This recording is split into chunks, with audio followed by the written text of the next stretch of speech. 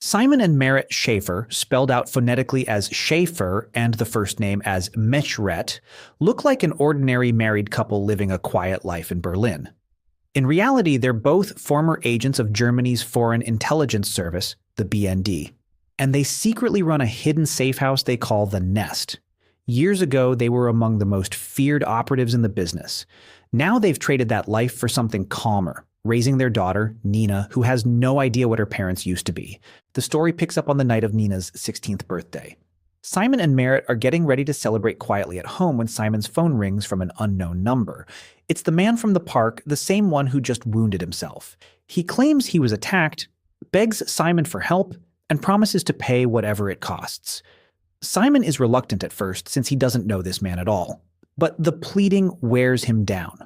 He agrees to help once dinner with his family is done, and afterward brings the stranger back to the Nest to treat his wounds. Once he's stable, Simon presses him. Who is he?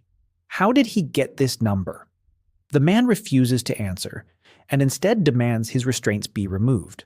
Rather than risk it, Simon sedates him and asks Meret to keep watch while he goes home to be with Nina.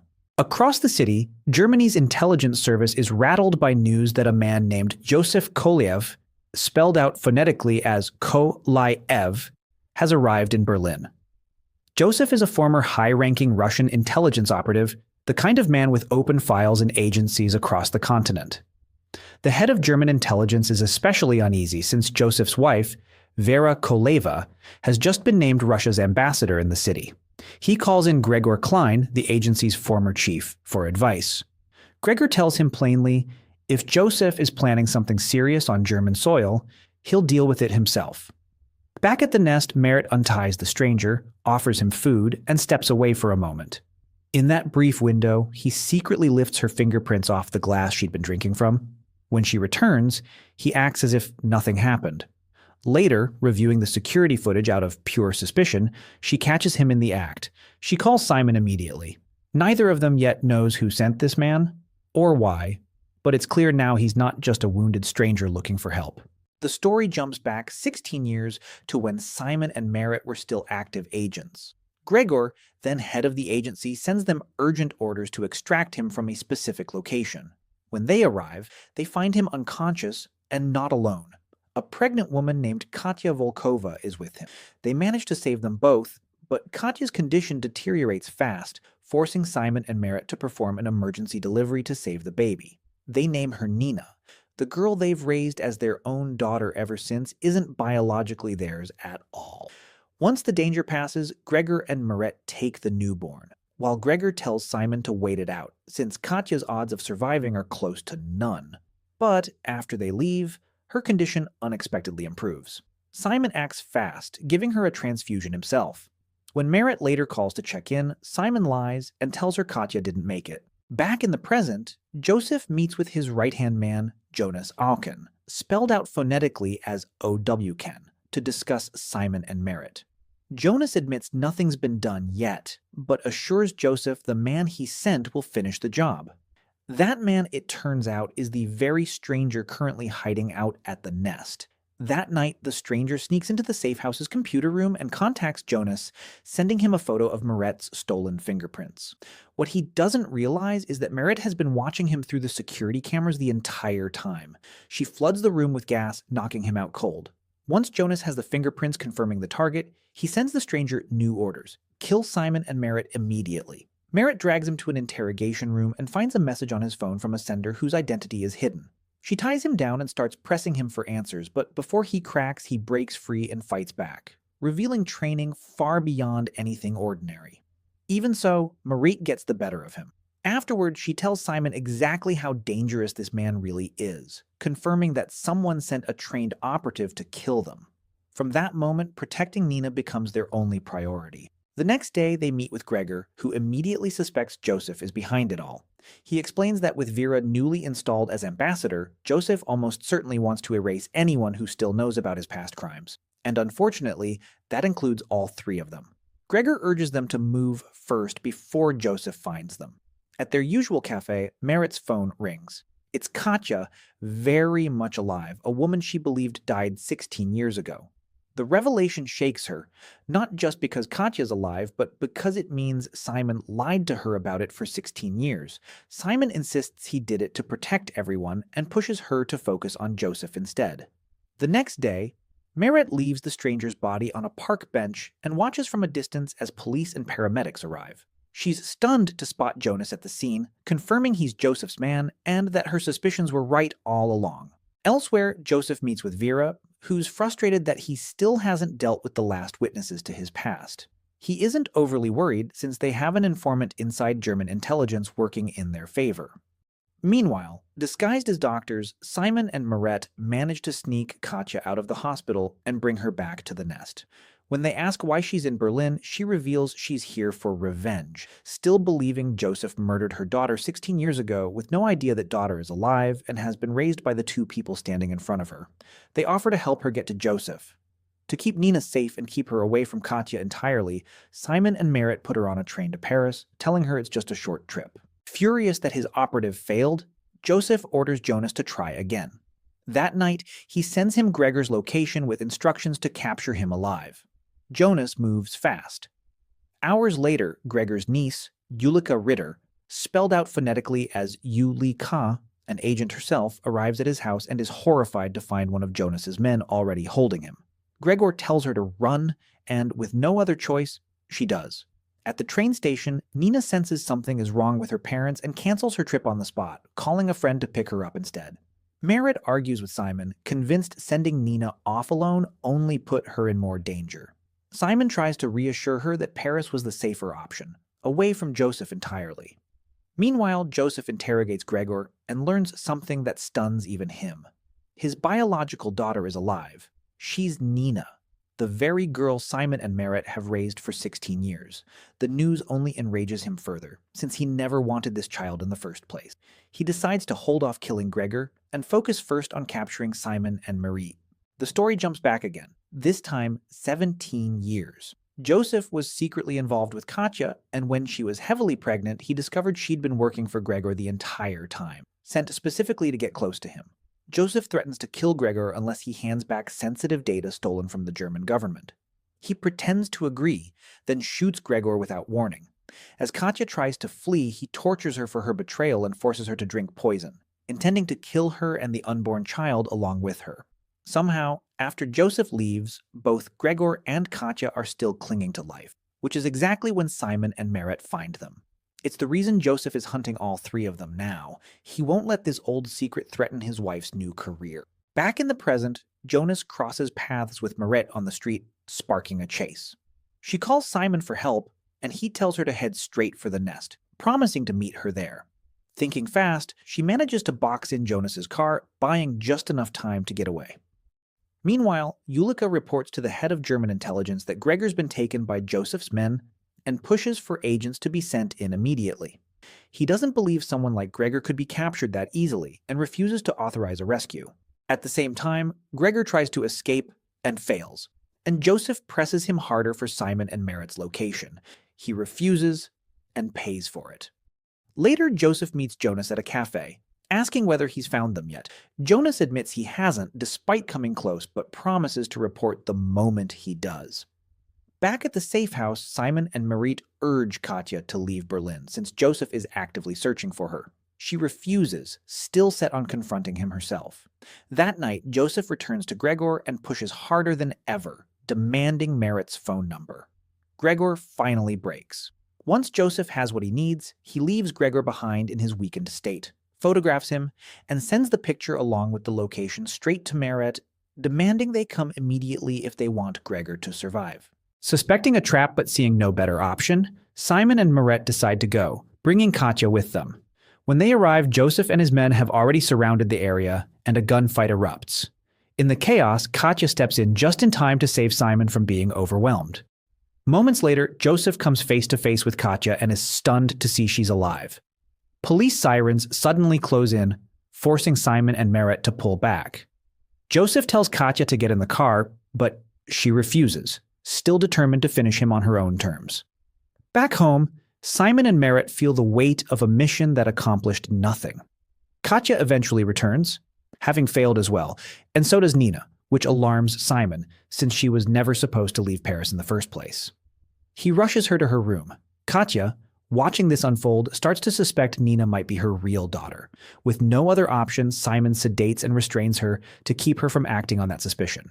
The next day, Meret makes a bold move and goes to meet Jonas alone. And it's immediately clear the two of them share real history. The story flashes back 17 years to when Gregor tasked Meret with stealing data from a Moroccan crime boss. Jonas worked for that same boss at the time, so Meret got close to him to gain access, and the two became lovers. She eventually pulls off the theft, but the boss's men catch on and give chase. When Jonas and one of the boss's men corner her, Jonas turns on his own partner to protect Meret instead, fully aware she'd been using him, because somewhere along the way, he'd genuinely fallen for her. He helps her escape, and the two of them run together. Back in the present, sitting together in a hotel room, Jonas admits that Joseph ordered him to kill both her and Simon, but that despite everything, he still loves her. Meret is clearly shaken by it. Elsewhere, Simon tries to make things right with Katya, apologizing for lying to her about Nina all these years, explaining he only did it because he believed she'd be safer with them. He promises that once Joseph is dealt with, Nina will finally know the whole truth. Not long after, Simon gets a call from an unknown number. It's Gregor, left behind by Joseph in an empty stretch of land, exhausted and asking for help. Simon rushes there with Katya and does everything he can to treat Gregor's injuries. In his final moments, Gregor delivers one last piece of information. Joseph has a mole inside German intelligence, and Simon needs to be careful who he trusts. Despite Simon's efforts, Gregor doesn't survive. Back at the hotel, the moment Jonas steps into the bathroom, Meret grabs his laptop and copies everything on it. But Jonas returns with his weapon already drawn on her, forced into it after Joseph threatened his own son. He calls Joseph to report that he has Meret, and also hands over the location of the cafe where Nina is waiting. At that cafe, Simon and Katya arrive searching for Nina just as Joseph and his men show up too. They manage to pull her out just in time. Julika, meanwhile, learns of Gregor's death and is devastated, since he was the last family she had left. Simon sends her word that Joseph and Jonas have a mole planted inside German intelligence, then brings Katya and Nina back to the nest. Nina presses for answers, but there's no time to explain, and Simon asks her to stay put until he returns. When he can't reach Meret by phone, he realizes something's wrong and tracks her down to the hotel room himself. Tied up and left as Jonas's prisoner, Meret spots a lighter nearby and throws herself to the floor to reach it, letting Jonas assume she simply collapsed from exhaustion. She quietly works the rope against the flame just as Simon bursts in, gun raised at Jonas. Meret frees herself, and together they overpower him completely. She refuses to kill him outright, choosing instead to beat him unconscious, and the two of them leave. Joseph arrives shortly after with his men, furious that Jonas failed again. Jonas explains that Meret escaped with Simon's help despite being fully under his control. When Joseph asks if he knows where they are now, Jonas tells him there's no need to look. Simon and Meret will come to them. Elsewhere, Julika reports to the head of German intelligence that Joseph has a mole in their ranks, and that Gregor was killed by his people. He immediately orders a full internal investigation. Back at the nest, Nina sits with Katya, pressing her about who she really is and what kind of trouble her parents are in. Katya almost tells her everything, but pulls back at the last second, telling her instead that she's just a friend of Simon and Meret's with no real knowledge of their situation. When Simon and Meret reunite, he tells her about Gregor. She lies about how she ended up with Jonas, claiming she was simply kidnapped and woke up at the hotel. Together, they finally plan their move against Joseph, deciding to use Katya as bait. Katya calls Joseph pretending she's ready to hand Nina over, and he takes the bait, agreeing to meet at the harbor. At the meeting point, Meret positions herself as a sniper while Simon watches from a nearby boat. Joseph arrives, but he's brought Jonas along as his own sniper, stationed at a distance. Everything falls apart when Katya loses control and attacks Joseph alone. Meret rushes in to help, but by the time she reaches them, Joseph has already escaped, and Katya is badly hurt. Meret drags her to the car, but as they flee, Jonas fires, hitting Meret in the arm. Still, the two of them manage to get away. Back at his office, the intelligence chief reveals to Julika that the mole working for Joseph is someone very close to her. She refuses to believe it and rushes to confront her colleague directly, only to find her already dead, forcing her to accept that someone she trusted completely had been a traitor all along. Back at the nest, Simon removes the bullet from Meret's arm and discovers a hidden tracking device inside it, right as Joseph's men are already closing in. Simon insists it's only a matter of time before they're found and pushes to move immediately, but Meret refuses, convinced this is the moment to make a final stand. They decide to send Katya and Nina somewhere safer, but Nina won't leave without answers, and there's no time left to give them. Simon hands her a flash drive, telling her everything she needs to know is on it if they don't make it back. As Joseph's men close in, Nina hesitates to leave her parents behind and asks Katya to wait with her in the garage instead. Inside, Simon and Meret watch the approach through the security cameras and spot Jonas directing the team upstairs while Joseph waits outside. A note slides under the door, telling them the sender isn't their enemy. Joseph gets word from Jonas that Simon and Meret are secured and walks in without hesitation, only to sense something is off. He orders Jonas to finish them, but Jonas turns his weapon on Joseph's own men instead.